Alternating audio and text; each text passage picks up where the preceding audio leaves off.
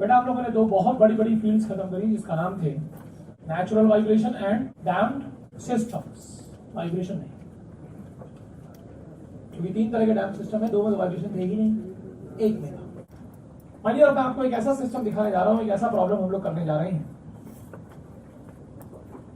कि जिसमें बिलीव में अभी तक आप लोगों ने जितना पढ़ा है हम सब कुछ इसमें इंक्लूड करते हैं, और इस पे बनेंगे कम से कम 10-15 लाख प्रॉब्लम, जितने आप सोच लोगे वो कम है। हर प्रॉब्लम ऑब्जेक्टिव होगा, हर एक का आंसर अलग होगा, हर प्रॉब्लम अपने में अलग होगा। इसी सिस्टम में बन जाएंगे 10-15 लाख प्रॉब्लम मिनिमम, और अभी तक आपने जितना पढ़ा है ना हम सब इंक्लूड कर देंगे। कुछ रह जाए तो बता दीजिए, पहले आप सिस्टम देखिए, उसके बाद प्रॉब्लम बनाना मैं बाद में शुरू करूंगा।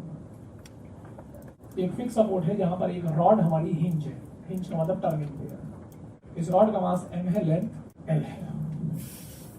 इसमें कहीं पर हमारी स्प्रिंग लगी है और जितनी डिस्टेंस पे लगी है वो भी उसने बिल्कुल क्लियर कर दिया है, क्या डिस्टेंस a। एक बच्चा कहता सर अगर इसमें टॉर्शन आ जाता तो अच्छा होता, लेकिन टॉर्शन आ नहीं सकता क्योंकि ये रॉड हिंज है, फिक्स नहीं है ना। फिक्स होती तो मैं ट्विस्ट कर देता, हम घुमाएंगे घूम जाएगी, टॉर्शन आएगा नहीं। लेकिन फिर भी अगर आप लोग चाहते हैं यहाँ टॉर्शन आ जाए तो यहाँ पर हम सेंटर पे एक स्प्रिंग लगा देंगे जिसका नाम होगा टॉर्शनल स्प्रिंग। छोटे छोटे बच्चों के खिलौनों में हम लोग चाबी देते हैं, वो क्या होती है, जिसको आप चाबी देते हैं वो क्या होती है, टॉर्शनल स्प्रिंग होती है ना, जिसकी स्टिफनेस एसटी है। लेकिन उसको कैसे लगाया जाएगा, उसका एक एंड फिक्स होगा, दूसरा रॉड पे होगा, क्योंकि जब हम रॉड को घुमाएंगे तो ये वाला एंड घूमेगा, ये घूमेगा नहीं, ये तो फिक्स है। और जब ये घूमेगा तभी टॉर्शन होगा, ट्विस्टिंग आएगी। जैसे फिंगर है ना यार, फिंगर के इस एंड के रिस्पेक्ट में जब हम इस एंड को घुमाएंगे तभी ये ट्विस्ट होगी। दोनों घूम जाएंगे और तो रोटेशन हो जाएगा, ट्विस्टिंग तो होगी नहीं। तो हम डायरेक्ट टॉर्शन नहीं दे सकते थे, तो हमने एक कंपोनेंट लगा के दे दिया जिसकी टॉर्शनल स्टिफनेस क्या है, एसटी। अब एक बच्चा कहता है सर डैम्प्ड पढ़ चुके हैं, अगर डैम्पिंग भी होती तो मजा आता, तो जिसमें मजा आ जाए सब लगा देंगे। यहाँ पर मैंने डैम्पिंग का भी सिंबल दिखा दिया, सी एट अ डिस्टेंस भी। अब ये प्रॉब्लम नेचुरल वाइब्रेशन का नहीं है, क्योंकि अब इसमें डैम्पिंग का सिंबल आ गया, मतलब अब इसको हम नेचुरल वाइब्रेशन सिस्टम नहीं कह सकते। और वो भी सिस्टम कैसा है, हिंज। तो फोर्स मेथड भी नहीं लगेगा, टॉप मेथड लगेगा। मोमेंट ऑफ इनर्शिया पहले बता दीजिए, इस रॉड का moment of inertia about the point of hinge क्या होगा, ml स्क्वायर बाई। ब्यूटीफुल। मैंने आपको बोला था टॉर्क मेथड में आपको ध्यान रखना है, torque and the moment of inertia they are supposed to be taken about the point of hinge. अगर वो गलत पॉइंट के अबाउट लिए गए तो क्वेश्चन पहले ही गलत हो जाएगा। क्लियर। अब हमने क्या किया माय डियर, इसको हल्का सा डिस्टर्ब किया, ये हमने थीटा हल्का सा डिस्टर्ब किया।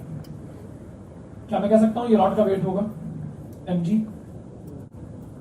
कितनी डिस्टेंस पे होगा, तो ये गैप होगा l/2 इंटू साइन थीटा को थीटा लिख सकते हैं, तो एक क्लॉकवाइज टॉर्क आएगा mg into l/2 theta.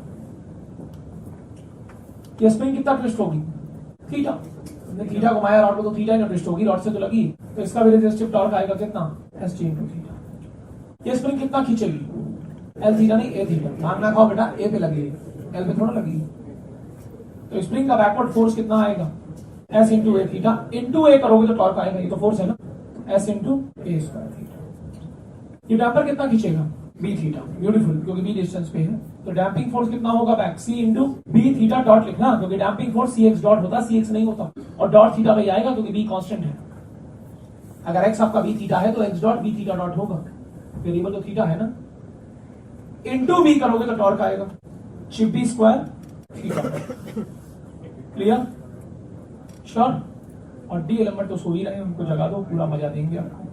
That summation 0 I theta double dot plus b square theta dot plus mg l/2 plus sa square plus st into theta equal to 0। ये बनी हमारी इक्वेशन ऑफ डैम्प्ड सिस्टम, और ये बिल्कुल वही equation में ला बता कितना है, हम लोग डैम्प्ड सिस्टम लीनियर फॉर्म में पढ़ा है।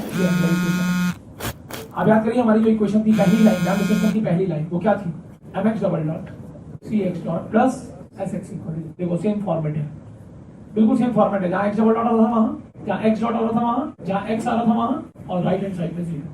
सिर्फ फर्क ये है इक्वेशन एंगुलर है, फॉर्मेट सेम है। फॉर्मेट इसलिए सेम है क्योंकि वो भी डैम्प्ड था, तो डैम्प्ड सिस्टम का फॉर्मेट एक ही आता है। इसलिए सारे कॉन्सेप्ट जो आपने यहां पढ़े हैं, फील कर पा रही है अंदर से, सारे यहां पर एज इट इज एप्लीकेबल है। All the concepts are exactly applicable. बस थोड़ा सा होश में बिल्कुल भांग खा के नहीं, क्योंकि इक्वेशन एंगुलर है, लीनियर नहीं है। आपने बिल्कुल रट्टाफिकेशन वाले पॉइंट लगाए तो गलत हो जाएंगे, थोड़ा सोचिए। बाकी कोई फर्क नहीं है। 100% all the concepts which we have studied will be used as it is. पहला क्वेश्चन देना शुरू करिए। तो उसने बोला my dear the damping coefficient in the vibration equation will be, पूरा समझिए वो क्या बोल रहा है। Damping coefficient in the vibration equation will be, क्योंकि उसको मालूम है हमारी इक्वेशन लीनियर नहीं एंगुलर है, तभी वो बोलना। तो इनफैक्ट आपसे वाइब्रेशन इक्वेशन में डैम्पिंग कोएफिशिएंट टर्म पूछना चाहता है। आज वहां एक्स डॉट तो दिख नहीं रहा, क्या दिख रहा है? Theta dot. तो जिस एक्स डॉट के साथ सी नजर आता है, थीटा डॉट के साथ क्या दिख रहा है? जो डैम्पिंग कोएफिशिएंट टर्म आ रहा है वो सी स्क्वायर आ रहा है, तभी वो लिख रहा है इन वाइब्रेशन इक्वेशन में। तो आंसर क्या होगा? C square. Problem number 2, natural frequency of oscillation पूछ सकता है। जब थीटा डबल डॉट का कोएफिशिएंट 1 हो जाएगा तो जो भी चीज थीटा के साथ आएगी ओमेगा स्क्वायर होगी, बोला था। तो अगर हम आई से डिवाइड कर दें, इसका कोएफिशिएंट 1 कर दें, तो ये चीज ओमेगा स्क्वायर हो जाएगी। तो ओमेगा हमारा डायरेक्टली आ जाएगा under root mgl/2 plus sa square plus st divide 1। और बार बार आई मत करना, क्योंकि आई मैंने एक बार लिख दिया, आपको नो है, no I. Is it clear? Problem number 3, damping factor या डैम्पिंग रेशियो पूछ सकता है। आपको मालूम है 2 जीटा ओमेगा किसके इक्वल होता है? सी बाई एम तब था मेरे लाल जब ये लीनियर थी, यहाँ सी वी स्क्वायर बाई आई आएगा। एक बच्चा क्लास के अंदर बौखला गया, सर कभी आप कुछ बोलते हैं, कभी आप कुछ बोलते हैं, आज तक आप ये बोलते थे, अब आप चेंज होते हैं। हमने कहा नहीं भाई, हमने आपको क्या बोला था? जब एक्स डबल डॉट का कोएफिशिएंट 1 होगा तो जो भी चीज एक्स डॉट के साथ आएगी वो 2 जीटा ओमेगा होगी, ये बोला था, वही बोल रहे हैं। जब थीटा डबल डॉट का कोएफिशिएंट 1 होगा तो जो भी चीज थीटा डॉट के साथ आएगी वो 2 जीटा ओमेगा होगी। हम मना क्या कर रहे हैं? लेकिन इतना तो आंखें खोल के देख लो कि जब थीटा डबल डॉट का कोएफिशिएंट 1 होगा तो थीटा डॉट के साथ C B square by I आएगा, सी बाई एम थोड़ी ना आएगा। सी बाई एम तो तब आता जब लीनियर होता इक्वेशन एंगुलर है। आज क्या तुम्हें सी बाई एम दिखता था, वहां C B square by I दिखता है।